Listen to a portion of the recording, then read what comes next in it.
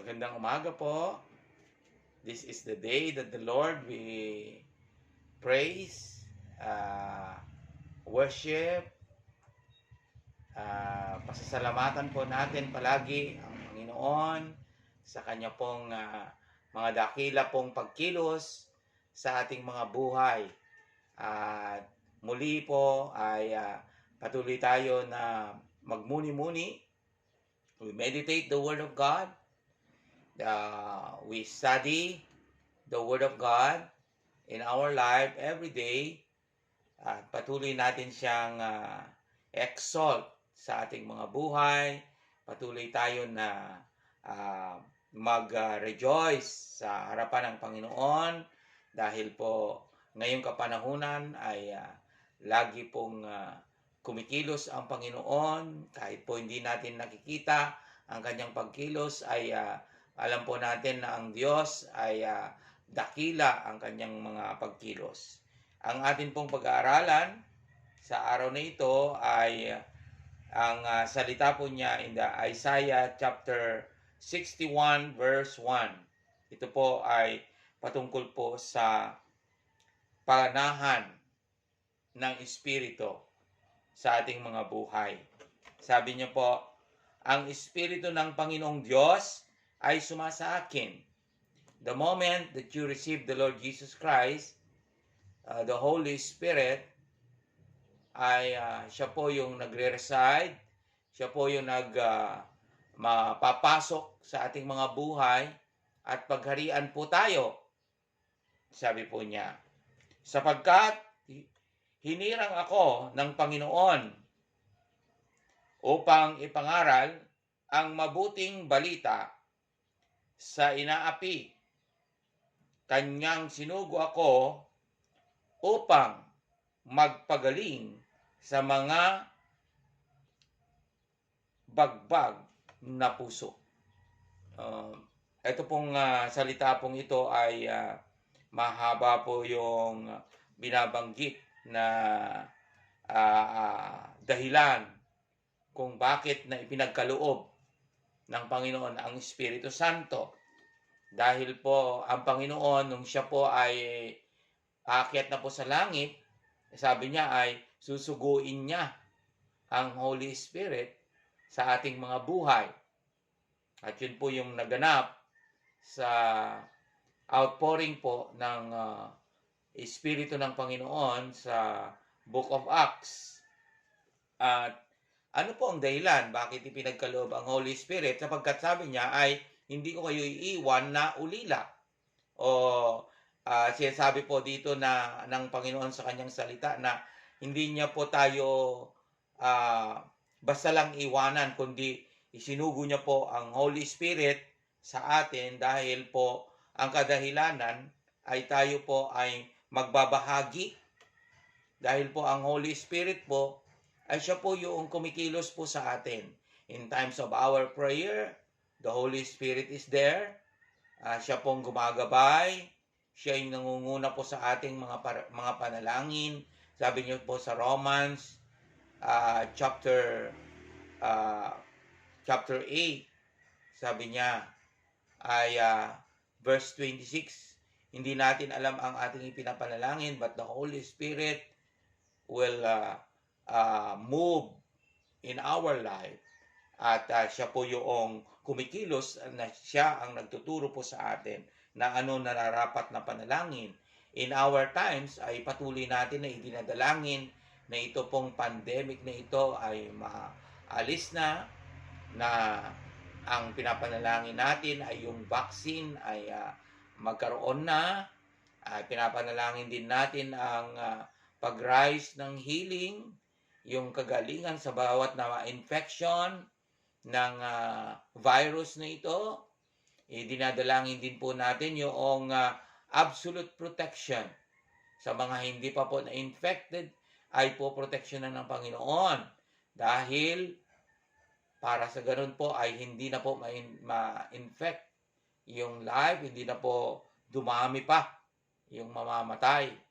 Kasi po pag na-infect ay pwede po siyang mamatay. Kaya sabi po niya dito ay bakit niya ipinagkaloob ang Espiritu ng Panginoon, the Holy Spirit, sa life natin para sa ganun ay magdala po tayo ng mabuting balita. Ang mabuting balita po, kahit po may mga nangyayari pong problema, ay yung pong binabanggit ng Lord na siya po yung tutugon sa mga problemang ito. Siya yung katugunan. Jesus is the answer in our problems.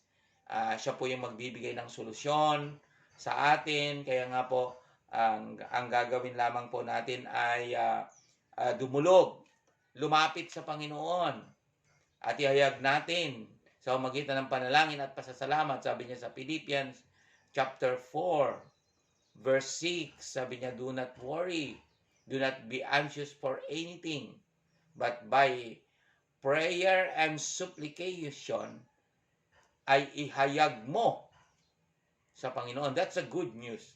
Nung dumating ang Panginoong Jesucristo, nagkaroon po ng tinatawag na meron ng good news, may mabuting balita. Ang kaligtasan kay Kristo Jesus, mabuting balita din po yon.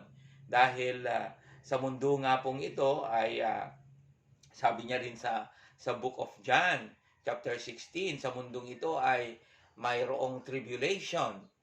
May magaganap po ng mga ganito pong pandemic dahil nasa last days na po tayo.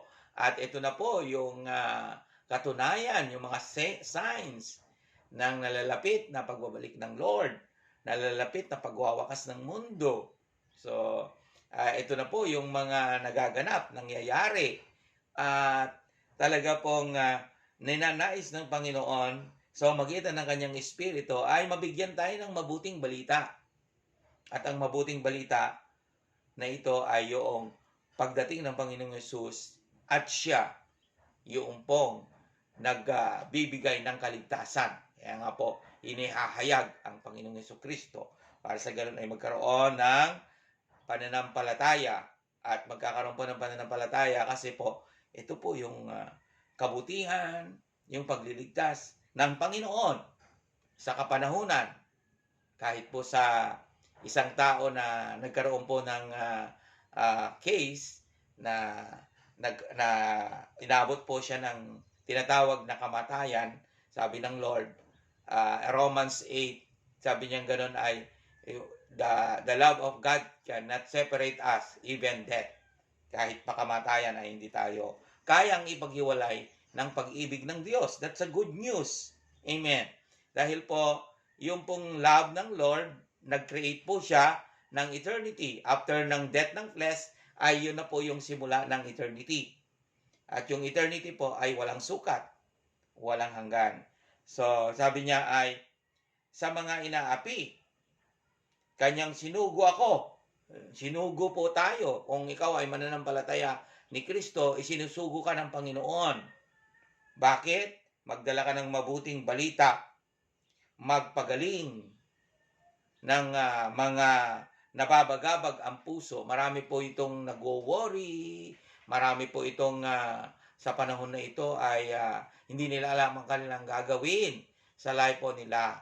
Na kailangan po nila marinig ang mabuting balita kay Kristo Jesus, ang salita ng Lord sa Bible. Kasi po yung ito pong Bible ay nandito po lahat ng katotohanan pertaining ano man yung ating pangailangan sa buhay ay nandito po sa Bible. Ang katugunan. Kaya nga po, lagi nating inaaral everyday at itong pag-aaral na ito ay hindi lamang po sa ganito pong maiksing panahon, kundi pwede mo siyang aralin, pwede kang mag-spend in 2 hours in the Word of God. Yan, kasi po, nandyan makikita mo lahat ang katugunan ng Lord sa ating mga buhay. Yan po yung good news na binabanggit po niya. At yan, pwede ka pong lumaya, bigyan ng freedom sa anumang kabagabagan ng puso na nararanasan mo. Purihin ang Lord sa araw na ito. Patuloy na naman natin na itaas ang Panginoon, itaas ang kanyang salita sa umagitan po ng meditation po natin. Patuloy, walang sawa, walang katapusan habang tayo nabubuhay na kilalanin ang Word of God. Manalangin po tayo. Dakila namin, Panginoon, salamat po sa pagkakaloob mo ng Espiritu Santo sa amin. Tunay ikaw lamang po ang madakila, maitaas, maparangalan. Sa pangalan ni Jesus. Amen.